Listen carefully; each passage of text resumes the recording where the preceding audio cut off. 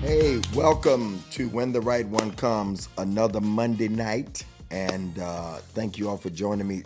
These last 2 weeks have been amazing. Thank you for all your response. Thank you for those that are giving that $20, 100 people. I say it all the time. I've raised millions of dollars for networks across the country, across the world, and now we have our own studio. If you're ever in Detroit, in the Detroit area, hit me up and let me know. I would love for you to come walk through here. Even if you would love to come fly in and do a podcast, I'd love for you to come to Groundbreaking. This is where it all happens at. It's much more room. This is just the set that I love.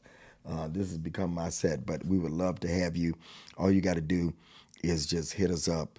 I'm going to ask Ray if he would put the email address for Groundbreaking up, or the website, actually the website, so that you can see and just come on here and be a part. And so your $20 helps me to do the podcast, and it also helps us to do what we do here at Groundbreaking. So I just need 100 people to do that. I appreciate you all. Also, I need you to like and share, call somebody, because this is part 3 of 3 ways to protect yourself from the wrong one. I know I talk about when the right one comes. Remember, my first post over 16 years ago on what's called X now, was in order to find the right one, you have to become the right one.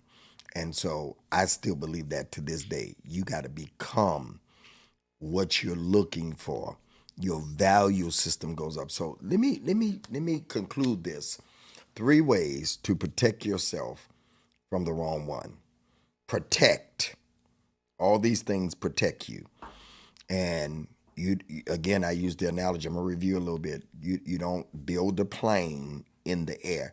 You never looked out on the wing and you saw on the wing that there are mechanics talking about, pass me the screwdriver, pass me the drill. Let's put the wing on.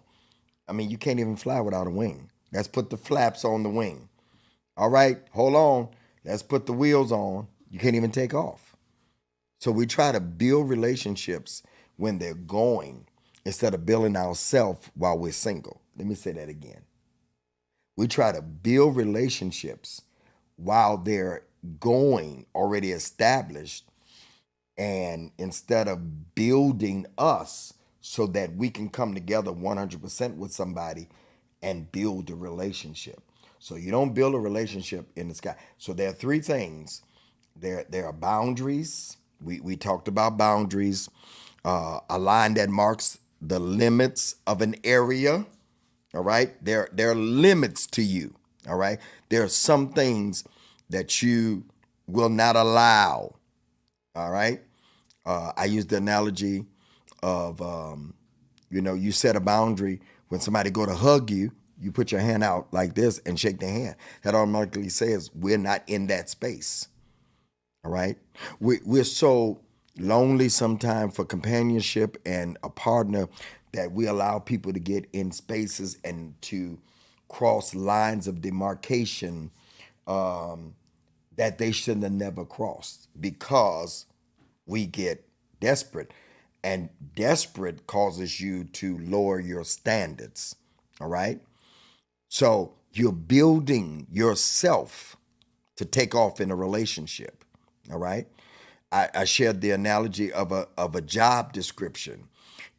Job description is not based upon, I'm gonna write a job description for somebody to manage this studio built based upon them. No, there's a set amount of hours that they have to work. There's certain pay that we give.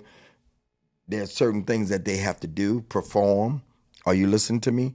So I'm not building it around them. I'm building it around what my needs and wants are for the studio manager. All right? So that's the same with a relationship.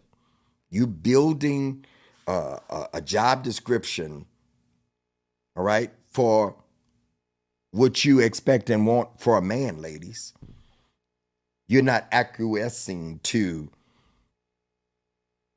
who he is because he's so fine and so wonderful. Same way with men, because she's so beautiful. After a while, a lot of beautiful people, a lot of fine people. So boundaries, boundaries. People struggle with boundaries because they don't take time to know themselves. Remember, I said you got to know yourself. But when you begin to know yourself, you begin to set limits. I don't like that. All right. I don't like guacamole, whatever it is, guacamole. All right. I tried to like guacamole because somebody wanted to make me like it. I don't really like avocados. I don't see no purpose for avocados. I don't. It has no. I mean, they don't really have a taste to it. Let you put some salt and pepper, and avocado toast. You put other stuff on it. To me, it has no value. So I'm not gonna go past it because I don't like it. We start liking stuff because we move our boundaries. So it's putting limits. And then I talked to you about go look at the other two. I can't go over all that because I want to get to this thing. Then deal breaker. I talked about deal breakers. This is part 3. Part 2, I talked about deal breakers. Something that is important enough to you to prevent you from agreeing to something or someone. Deal breaker. I'm not buying that car because the payment is too high. I'm not buying that car because I'm uncomfortable in it. I thought I liked it, but I don't have to. I don't have to take your deal. And just because it's such a great deal, and because it looks so good for me, and it looks so good on me, it don't mean that it's the right deal for me.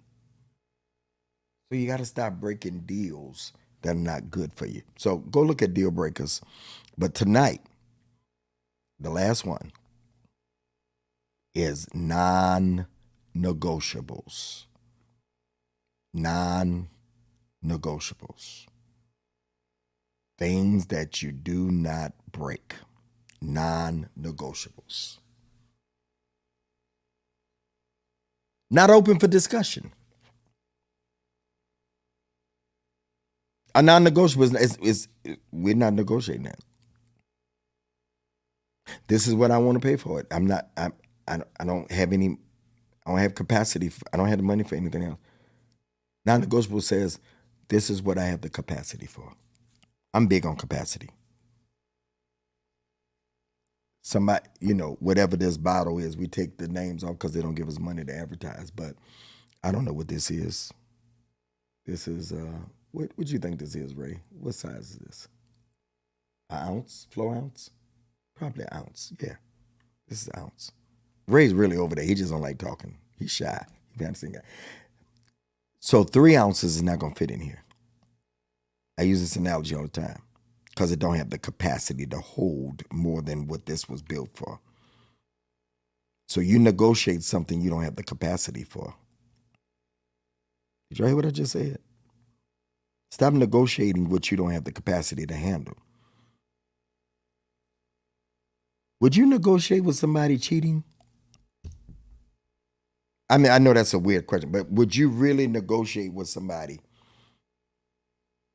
Well, if you cheat maybe June, July, and August, it's okay. Or you're not going to negotiate that. You got to take that same cheating should not be open for discussion. What you're saying is these are the things that I do not tolerate. All 3 of these things, deal breakers, non-negotiables, boundaries, they all say these things that's not up for this. Non-negotiable means I'm not negotiating. This is the price. Okay, so shout out to my dude um, in Miami, South Beach. All right, uh, where I buy my glasses from. I'm a glass guy. Okay, um, Eyes on Lincoln, Javier. All right. So there are certain glasses that I buy that he tells me I can't do nothing with the price because I negotiate everything. All right. I negotiate everything. All right. And there are certain glasses, chrome hearts. He tell me all the time, I can't do nothing with the price, but I can give you a deal on your prescription because that's a service. But he say on the glasses, it's non-negotiable. So I know if I want Chrome Hearts, I got to pay what it says on the sticker. Cartiers, that's what I have on now. I can negotiate them. He said I can negotiate. Cartier lets me, they don't let me do but so much. Because the manufacturer decides the price that goes on them and they stick to it. The manufacturer decides your worth, not a man, ladies. A manufacturer decides what your value is because you spent time to learn your value when you were single. I know Javier, y'all be coming out there, where you get your glass from? Eyes on Lincoln, all right? On Lincoln Avenue on South Beach. He didn't ask me to do that, but it's a good analogy. I can't negotiate those. Come on, man, you know I can't do that.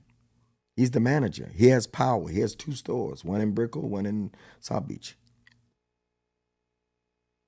Non-negotiable. These are things that you cannot, y'all ready, ladies? That you cannot compromise. Non-negotiable means I cannot compromise my morals, my ethics, my religious belief, my spiritual belief, my political views. It would be hard for me to date somebody that is a Trump supporter.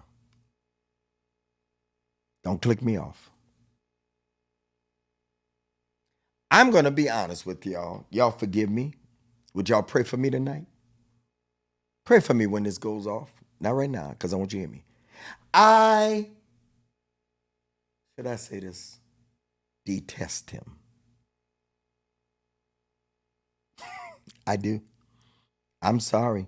I have my opinion. So if I dated somebody that was for Donald Trump, then we'd have to have a long talk, because it probably would be a deal breaker. Because I don't know how you could stand for somebody that's openly telling you that if he become president again, that he's probably going to be a dictator. It's not negotiable, probably. We'd have to have a long talk.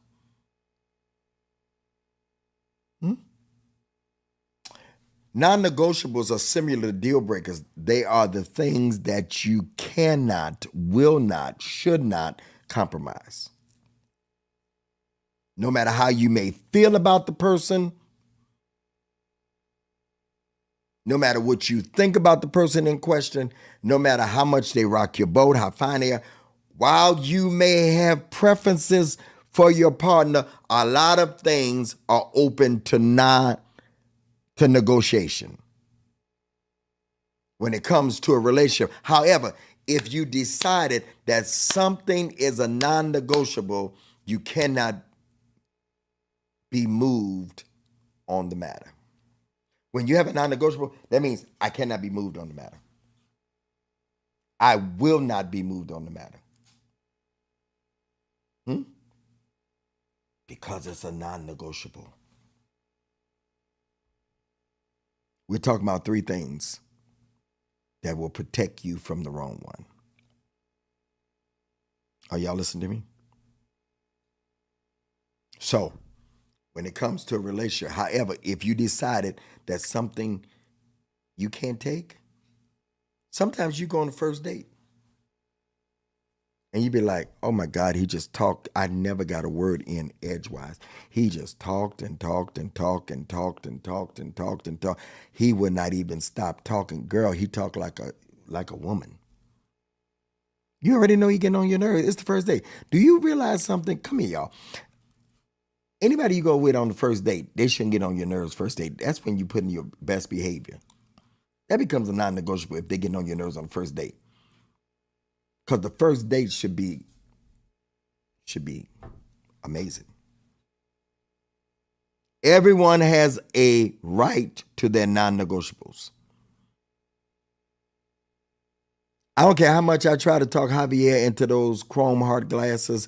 Can you take some off of it? Just $20, man. He says, no, I cannot. The company will not. Watch this.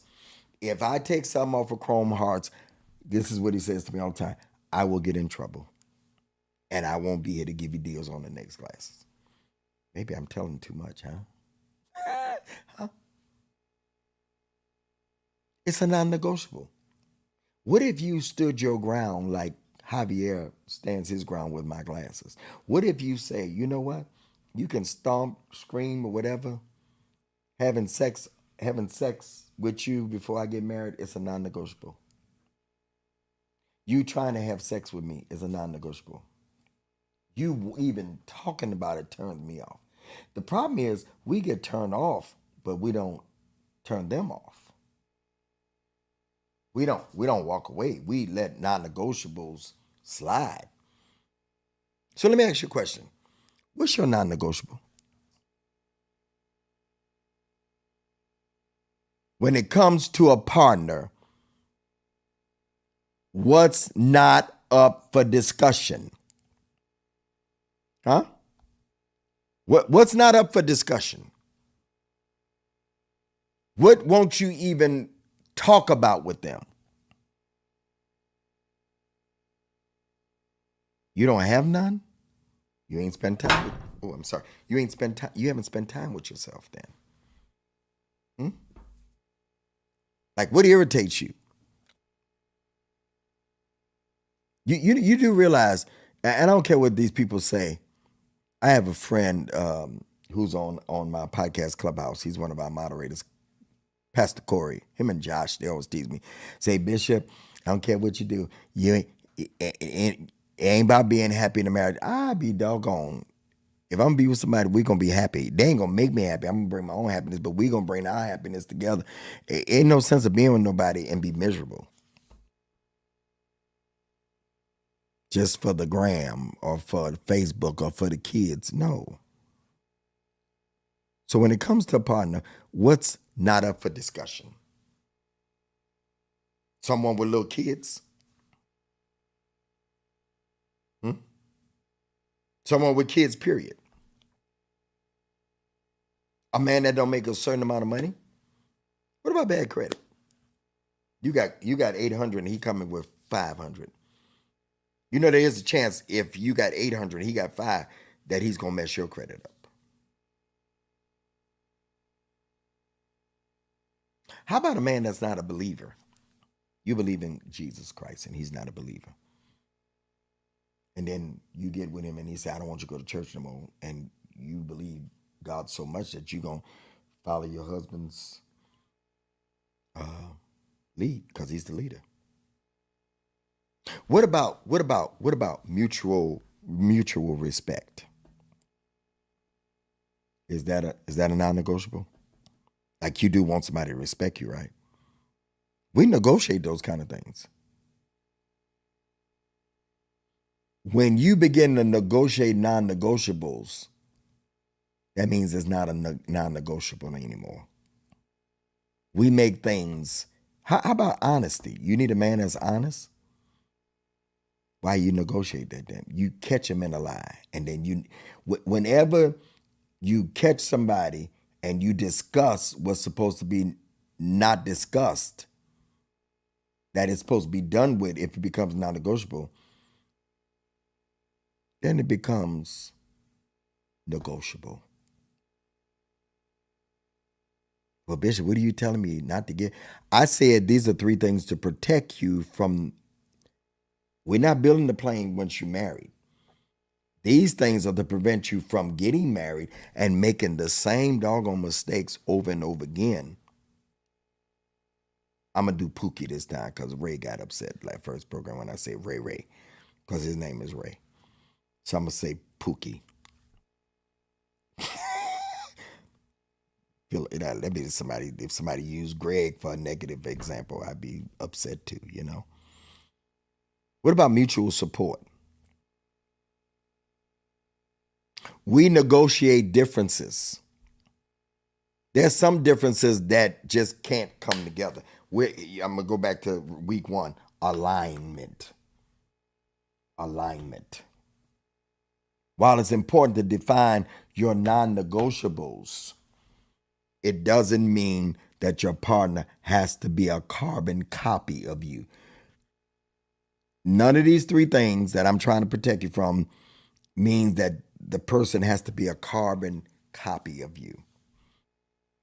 Boundaries, you're not looking for another you, but you are looking for somebody that you're compatible with. What about goal oriented? They have goals oriented, goal oriented. What about that? What about passion?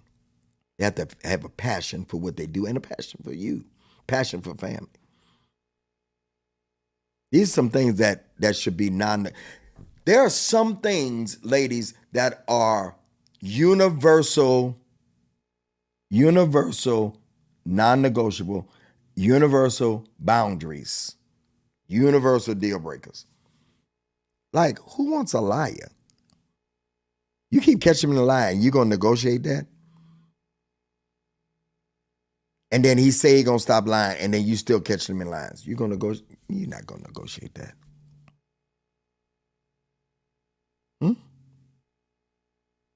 Here's a good one. Core values. Core values are built from the culture you grew up in. You may have different religious beliefs. I shared that before.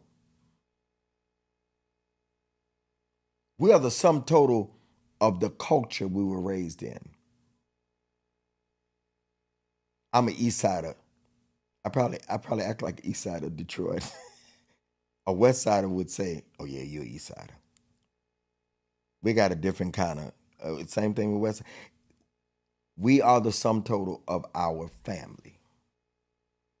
People in Detroit would know I'm not a suburban person. I tried to live in the suburbs. When I graduated from school, my grandparents, right before they moved to Southfield back in the 80s. And immediately, 6 months later, after I graduated, I left the suburb. I couldn't function. That's culture. I grew up on the east side. And my grandparents want to get all bougie. I'm an east sider. On the inside, I don't know what. Mac and Bewick, baby. Huh? Whatever it is, you don't negotiate what's a non-negotiable. That means you're selling somebody or you're accepting somebody you really don't want. It also means I'm not open to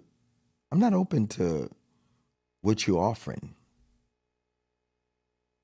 What many do, they change their non-negotiable to make them fit in with somebody. Why have a non-negotiable if you're gonna change it to fit in with somebody? Because it clearly says if there's something a non-negotiable that they're doing, but you're changing it, do you know you're gonna be irritated later on? You're gonna regret it.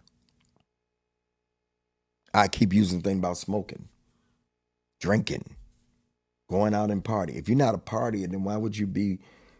That's going to eventually get on your nerves. If you're a homebody, or let's say you like going out, but you get with a homebody, and they always complain about you going. That was a non-negotiable, or that was a boundary, or that was a deal breaker. That was a deal breaker. That was a deal breaker. You like going out all the time. They don't like going out. Deal breakers. It's going to be, you may, as I said in the last episode, you may get along to go along or go along to get along. But at the end of the day, you will not fit.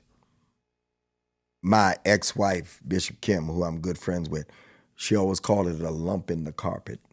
There'll always be that lump in the carpet that you'll you stumble over eventually.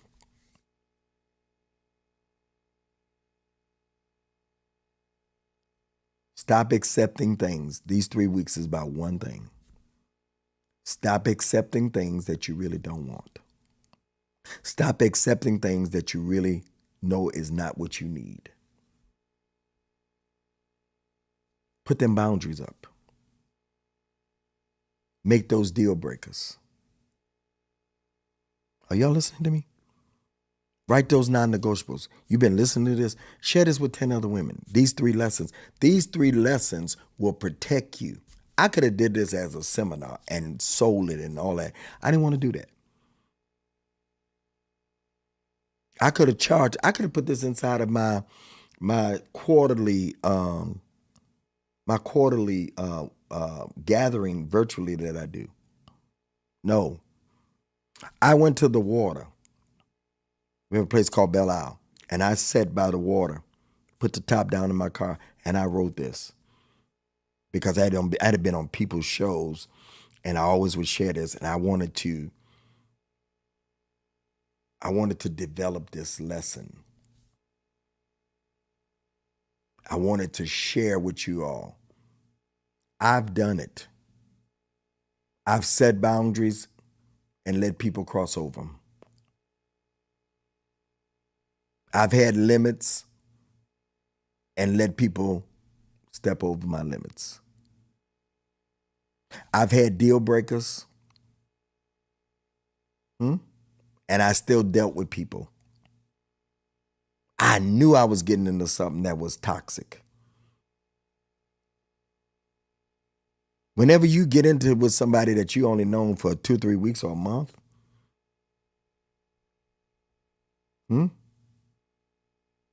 I need you to study your deal breakers, your non-negotiables, your boundaries, until they become something that rises up in you whenever you go out with somebody. Oh, check please. Or just say, well, I'm gonna enjoy this food that you ain't gonna put up with. You ain't gonna put up with it. It means I'm not putting up with this. It means I can't deal with this. Deal breakers, I'm not dealing. Non-negotiables, I'm not negotiating. Boundaries, we're not crossing. There are limits. And when you allow behavior, when you tolerate behavior, it only grows. It only gets greater. So you can ignore these 3 things, or you can keep watching these over and over again, and you can share them. And you can make clips and show it. There's a book that I have coming out at the end of the year. It's going to have all this in there. Because I think that if we can get down boundaries, non-negotiables, and deal breakers, we wouldn't have to keep going through the same cycles over and over and over again. I pray these 3 lessons have blessed you. I pray that it will help you. And lastly, I pray it will prevent you that the next one will be the right one, not the wrong one. 3 things to protect you from the wrong one. I need you to do me a favor. If these 3 lessons have blessed you, I need you to share them. I need you to like. I need you to share. I need you to call 10 girlfriends and tell them, say, you've got to watch Bishop Davis. These teachings changed my life. I need you to give a donation today. If I've ever needed this, the summer months, help us do what we do. $ Greg Davis. I'm sorry, $ Greg M. Davis Sr. $ Greg M. Davis Sr. PayPal. All of them are there. I'm not going to go through them, but I need you to do that. If you need the address to the studio or PO box to send, just let us know. But I need you to share this. Thank y'all so much for being with us every Monday night, 10 p.m. when the right one comes. Boundaries, deal breakers, non-negotiables. Write them. Go with God. Peace out.